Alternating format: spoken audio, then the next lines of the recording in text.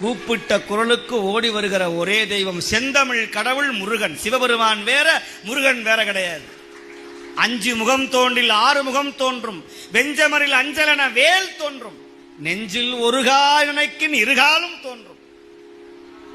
அதனாலதான் சிவபெருமான் முருகப்பெருமான் இல்லாம சுவாமி வரவே மாட்டார். சோமாஸ்கந்த மூர்த்தியுடைய வடிவமே பக்கத்துல முருகர் இருப்பார். சோ உமா ஸ்கந்தன்னு பேர்.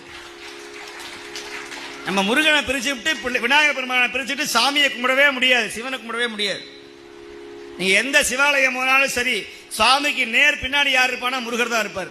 தன் குழந்தையை பார்த்து கொண்டே இருக்கிற ஒரே தெய்வம் அவன் மட்டும்தான் ஆம்பளை. நம்மளா பொம்பளைங்க, நம்மளா பெண்கள் வயிற்றுல பிறந்தவங்க. அவன் மட்டும்தான் ஆம்பளை நெற்றில இருந்து பிறந்தவன். யாரும் பெண் வயிற்றுல இருந்து பிறக்காத ஒரே தெய்வம். நம்மெல்லாம் பெண்ணுடைய கர்ப்பப்பையிலிருந்து பிறந்தோம். ஆனா சுவாமி அவன் எங்கேயும் பிறப்பு இறப்பு இல்லாதவன்.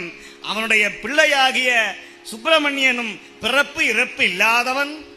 அவன் நெற்றியிலே பிறந்த ஆண் பிள்ளை, அவன் தான் ஆம்பளை. பேர்பட்ட ஆண் பிள்ளையாக இருக்கிற சுப்பிரமணியன் முருகன் நினைச்சா போதும். அதனாலதான் இந்த குலத்திற்கு குலதெய்வமே முருகன் தான்.